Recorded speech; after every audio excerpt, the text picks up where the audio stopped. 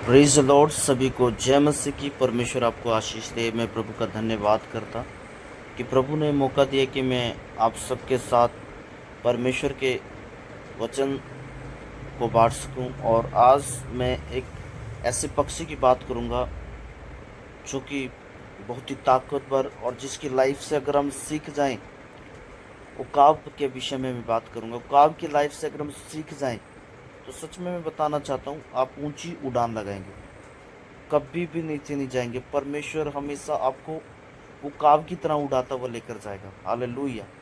उकाब के अंदर बहुत सारी खूबियाँ होती है। उकाब एक ऐसा ताकतवर और नीडर पक्षी होता है जो बारिश में भी ऊंची उड़ान लगाता है। बारिश के ऊपर को उड़ता हुआ नजर आता है वो, अगर आप उसे देखेंगे। और अलग अगर इससे अलग पक्षियों को देखेंगे, वो उस समय क्या ढूंढ रहे होते हैं, अपना आसरा ढूंढ रहे होते हैं दूसरे पक्षियों को, अगर आप देखेंगे। लेकिन उकाब एक ऐसा ऐसा पक्षी है जो बारिश में भी ऊंची उड़ान लगाता है। उससे उसको बारिश, आंधी तूफान भी रोक नहीं सकते, क्योंकि परमेश्वर ने उसे ऐसे बनाया। तो हमें उकाब की लाइफ से सीखना है। मैंने आज उकाब की लाइफ को जब स्टडी किया तो मैंने सोचा कि मैं ये बात आप लोगों के साथ शेयर करूं। तो जब हम उकाब की लाइफ को देखेंगे मेरे प्यारों, तो सच में तो हमें भी उड़ने का शौक होगा। हमें भी मालूम होगा कि उकाब क्यों उड़ता है। हमें इस बात के विषय में पता होगा, क्योंकि उकाब को अच्छा लगता है उड़ना।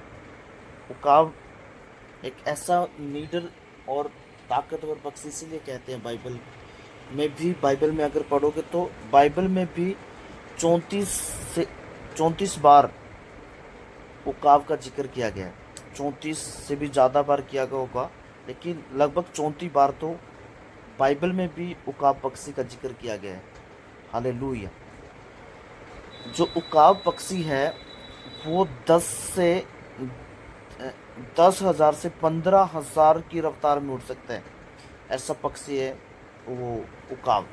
तो मैंने उकाब को जब स्टडी किया तो मुझे लगा कि भाई एक विश्वासी को, जब जो शुरू का विश्वासी होता है, जब एक नए विश्वासी की तुलना हम उकाब के साथ कंपेयर करते हैं उसके साथ, कि भाई क्योंकि जब नया नया विश्वासी आता है वो इतना उठता है प्रेयर में, दुआ में, हर चीज़ में।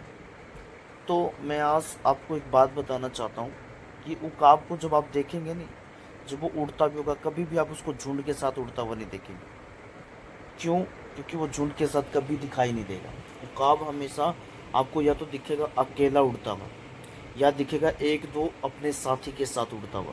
क्योंकि बाइबल में क्या लिखा है, अगर आप बाइबल को पढ़ेंगे, परमेश्वर के वचन को, तो बाइबल में लिखा है कुरिन्थियों, अगर आप पढ़ना चाहें तो पढ़ सकते हैं। पहला कुरिन्थियों 15 अध्याय उसकी 33 आयत। वहाँ पे लिखा है, धोखा ना खाना बुरी संगति अच्छे चरित्र को बिगाड़ देती है।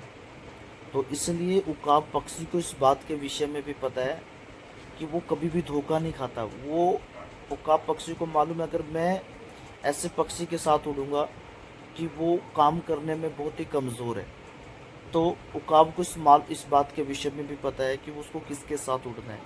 तो हमें उकाब की लाइफ से सीखना है, हमने किसके साथ उड़ना चाहिए। तो इसलिए बाइबल कहती है, उसको मालूम है कि भाई मेरी संगति का भी कितना बड़ा प्रभाव है, उसको मालूम है। बाइबल कहती है कि बुरी संगति अच्छे चरित्र को भी बिगाड़ सकती है। तो इसलिए हमें ऐसे साथियों को चुनना है जो सच में उड़ने वाले हो। उसके साथ जब उड़े तो हम भी आत्मा में बढ़े, हम भी परमेश्वर के साथ चले। तो मैंने उकाब की लाइफ से बहुत कुछ सीखा है।